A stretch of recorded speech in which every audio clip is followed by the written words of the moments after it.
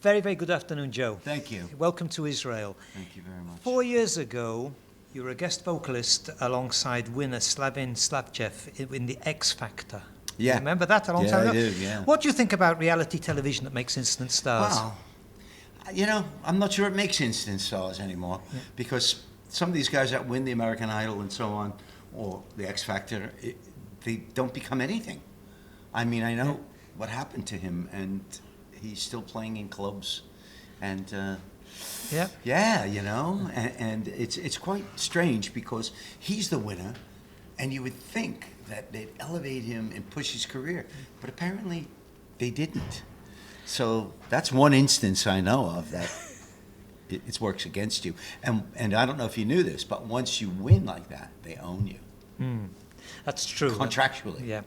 So it's a shortcut, isn't it, really? Because you worked your way up from the clubs and everything, and these people suddenly become overnight stars. Yeah, well, you know, Do you feel a bit jealous when you see this happen? You know what? It's an entertainment show. Yeah. And there's a lot of good singers out there, and it gives them a platform to at least sing. That's the positive side. And get noticed. And I mean, one of the guys that made it, for example, American Idol, was Chris Daughtry, and he's still going strong, doing more country, Nashville stuff. But he didn't win. He was second. What do you remember? What do you remember about Deep Purple's show here in Israel on the 28th of September, 1991? Wow, thank you for that date, 1991. Yeah, well, I remember vividly, actually, in my memory. I remember that. Look at this. Wow, this is something else. Yuval Harel, you personally signed our photo. At 1991 at backstage. You signed this? Yeah, there's me. Security officer. Yeah? Yeah. I was the only person on the stage Well, behind John Lord. that looks like, this looks like Richie because he doesn't ever sign anything well, but that's still my signature. Wow, this is an archival piece. Yes. Thank you guys. But what I remember is just about everything. It all comes back. Yeah. My memory, thank God, is still in good shape. So, you know, not that far off. But I had the best time here. And I remember going down to Eilat, having a vacation down there, scuba diving, and just really great time here. The people, we would sit in cafes till almost morning, you know, drinking coffee or and some alcohol of some sort, local stuff, you know, and discuss politics and philosophies and religions and intellectual kind of stuff. And it was just really inspiring to be here. The number of bands you've worked with over the years is quite incredible. Fandango, Rainbow, Deep Purple, of course, Mother's Army, and the HTP, Hughes Turner Project, Sunstorm. Yeah. Which was the most challenging of all those bands you've worked with? You know, I mean, challenging. You fronted them, really. Challenging, I think, is when you, for example, when I got in Rainbow, what I was to do was to make them more, commercial. In other words, Richie, I love Ronnie Dio. I knew Ronnie Dio, and he's sorely missed. Great singer. And but my job was to come in and actually make them more accessible to the public. At the time, MTV was exploding, and they needed a bit more popular song, but yet keeping integrity. And I think that's what I did. So that's a challenge. That's the challenge. The challenge is to write memorable stuff.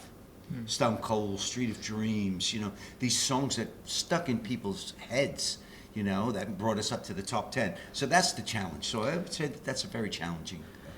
Of all the songs you've performed over the years, is there any one particular song more than anything else that you prefer to sing as a vocalist? You know, after you've sung the hits so many times, you know, if you have a hit, you have to sing it the rest of your life. Yeah. So sometimes it gets tiresome because you have to find that genuine quality, you know, and bring up your energy again, because sometimes it's night after night and it becomes rote.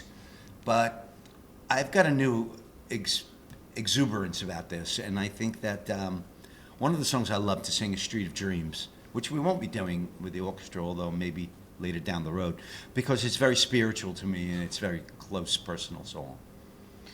3 years have passed since your last solo album, right? Yeah. Is there a new album coming? Yes. When will it be out? Can you give us an exclusive? And has it got a yeah, name? I'll tell you exactly. And anything what's about happening. it? Yeah, I'll tell you exactly what's happening. We've already got it out to a couple. We got about half of the album out to a couple of record companies, and we're getting yeses and nos, and we're going to end up somewhere. It's going to be a different album, though. That's the important thing. The album has evolved. The writing has evolved. I'm working with Peter Tatgren, producer, artist from Pain and Hypocrisy, which is basically an industrial metal kind of thing. So it's very heavy. Yeah, it's quite heavy.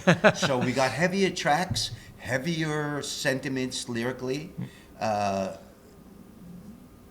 profane and spiritual. It's absolutely going to be a surprise to most of my fans. Would you say that the age of the supergroups of the 1960s, 70s, 80s, and 90s has gone? That's it? Well, it's old hat, you know. I mean, it's been done so many times. I'm lucky to be part of some of those supergroups, and no doubt that we had a lot of talent, and it's a wonderful thing. But nowadays, I don't know. I think they get together, these supergroups, just to generate income, you know, sort of like a business project. Would you advise your grandchildren to go into the music business and to be rock stars? I wouldn't advise anybody to do it, really. It's a tough grind. And it takes a special kind of breed and dedication and tenacity to do this stuff. So what I would do is I wouldn't discourage them. No. But at the same time, and I'd give them some guidance, but at the same time, I wouldn't be saying this is what you've got to do. You've got to feel this. You've got to want this. Gotta love it. You gotta love it, want it, dedicate yourself to it. It's hard work.